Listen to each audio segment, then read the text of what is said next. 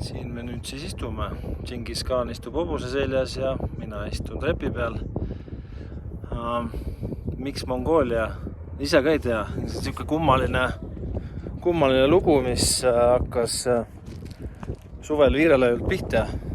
Terves aasta on siuke kummaline on. Igal juhul ärkasin ma üks hommik ülesse suvel. Ja mul oli selline tunne, et mul oleks vaja hundinahast kasukat. Ma isegi ei tea, kus see mõte tuli või kas ma nägin seda unes või mis teema sellega oli. Igal juhul mul hullult nagu kummitas peas, et on vaja hundinahast kasukat. Ja siis ma helistasin päeval siin mingitele jahimeestele ja ühele sõbrale, et kus siis saab hundinahast kasukat. Ja vastus oli ühtne, et Eestis väga hunte ei ole ja keegi sellist asja ei tee. Et kui väga tahta, siis ühe naha võib-olla leiab ja see on ka kõik. Igal juhul jäi see kuidagi mõtteks ja tuli meil üritus peale. Tookord oli meil ürituseks siis Ormi õhtusöök vees või jalad vees.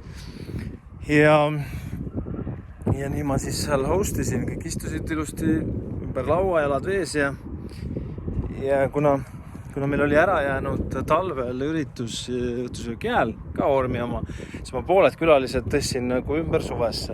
Siis ma seal küsisin, et kes siis pidid tulema nagu suvel ja kes talvel ja ühesõnaga tead selline hostimise teema. Ja siis tead üks mees keerab ümber ja ütleb, et kurat, et tead, et ma olin kõik nii talveks ette valmistanud, me kõik rentisime saanid ja ostsin omale tead kasuka hundinahast ja mul lõi kohe mingi pirni põlema, et huvitav, et hommikul ärkad üles selle mõttega, et kasukat vaja.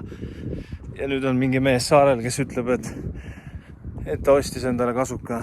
Igal juhul siis hakkasin uurima, et kus ta sai ja nii edasi. Siis tuli välja, et Mongooliast. See on tõki huvitav, et miks Mongooliast. Ja siis tuli välja, et Mongoolias elab 65% maailma huntidest. Ja siin on üldse see karusnaha teema väga popp, kuna talvel on külm ja kuidagi on vaja sooja saada.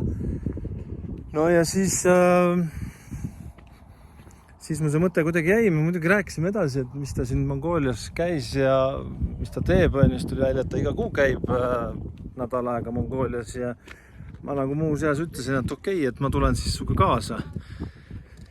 Ja nüüd ma siin olen. Tema küll tegeleb mingite maavarade ja naftagaasi ja mis iganes asjadega ja läksin presidendi ja peaministriga kohtuma, aga ma siis kulgen üks ringi. Mina käisin Džingis Khani kuju vaatamas ja nii ma siin siis üksi kulgen. Kuhu tee viib, täpselt ei tea ka. Eks näis siis, mis must saab siin Mongoolias. Igal juhul põnev trip üritab tulla siin.